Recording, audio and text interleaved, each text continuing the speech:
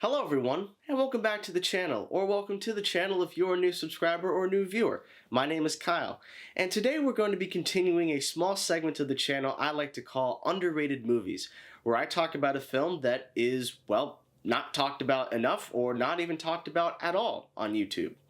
And today's movie is going to be 1989's Sea of Love, which is directed by Harold Becker and stars the great Al Pacino as a lonely and alcoholic senior detective who is investigating a series of murders, and one of the prime suspects is a mysterious femme fatale played by Ellen Barkin. Now, in my underrated movie segment, I like to keep these reviews spoiler-free in case if you have not seen the movie, and to tell you where you can currently find it. It is streaming on Netflix at the time of recording this review. I'm not sure how long it will stay on the platform, but if you have a Netflix subscription, you can definitely go to it and watch it, and I would highly recommend this film. Sea of Love came out at a rather peculiar time in Al Pacino's career because he was not an A-list star at the time.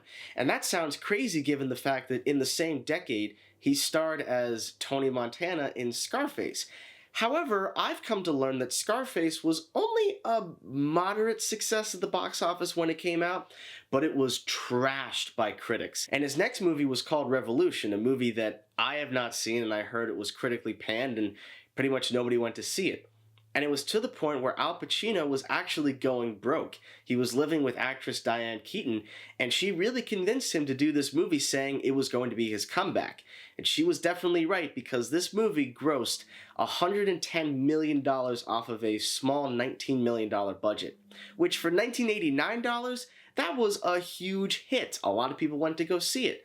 And it is the movie responsible for resurrecting his career and has led to movies like Carlito's Way, Heat, The Insider, and many more. And just like all of Pacino's characters, he doesn't just portray them, he becomes the character. You absolutely believe him as Senior Detective Frank Keller. He really does a great job of portraying somebody who is absolutely lonely. And I think in a lot of ways it was reflecting how Al Pacino was feeling about his career at the time. So he could definitely bring in those personal experiences into this film. You also have a great supporting cast, including actors like Michael Rooker, William Hickey, John Spencer, Richard Jenkins, and John Goodman, who plays his partner, Sherman, in the film. And I always love John Goodman. I think he is one of the most unanimously loved actors. And in this movie, he definitely gets to be very funny. The chemistry he has with Pacino, it's almost instantaneous how well these two work together. I think what works so well about Sea of Love is that it manages to combine multiple genres. It definitely is a movie that can be considered a romance movie. And I'm releasing this review on February 14th pretty much for that reason, because it definitely has that very erotic, romantic feel. But Sea of Love is a great example of a film noir. And anybody that knows me personally, knows my work outside of YouTube, or has followed my channel for a while, you guys know I love a good film noir. I love that genre to death. And the movie's incredible direction by Harold Becker, it really looms on some of those dark and seedy areas of New York. And this movie truly explores the themes of loneliness. Now, there's a lot of movies that have done that, and I certainly think that Taxi Driver is probably the most popular and best example of that. But I think Sea of Love takes it to an even different angle, because you can feel the loneliness with every character in the movie, and they all experience it in different ways. There's an excellent series of segments in the movie in which Al Pacino's character, Frank, has to go on a series of dates in order to find this mysterious suspect. And one of the women he goes on a date with is played by legendary actress Patricia Barry, in a scene that will absolutely rip your heart in two. She's in the movie for just maybe 2 minutes, but her entire scene is absolutely memorable. Now, in the case of our lead actress, Ellen Barkin, I've only seen her in a couple of movies. I know The Big Easy and This Boy's Life in particular, but my goodness, she is excellent in this movie and is the perfect embodiment of a femme fatale. Sexy, seductive, mysterious. You can tell that this character has a past. She has something that she's withholding.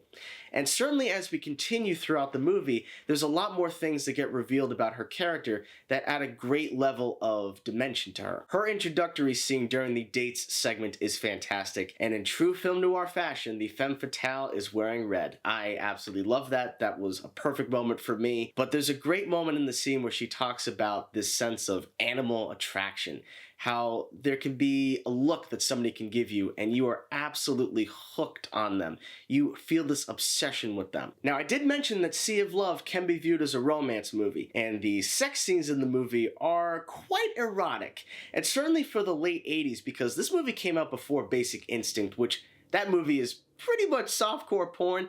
This movie, although I wouldn't call it that, it's definitely riding that line of acceptable to we're entering into like NC-17 territory. But I definitely think that those sequences feel very raw and genuine. Those scenes and their other character interactions are usually followed with a very blues-like soundtrack. It definitely has a very sexy and moody element to it, and it just feels very warm and inviting. I would say I have two issues with the movie, one of them being the sort of reveal towards the end of the movie feels a bit jarring, like it kind of comes out of nowhere, almost like we were missing a couple of scenes and it's wrapped up a little too quickly. I feel like they should have expanded it a little bit more. And definitely, when you're having a movie that takes place in New York City, it is a 24-mile island, so it's not that massive in terms of length, but population is 8 million.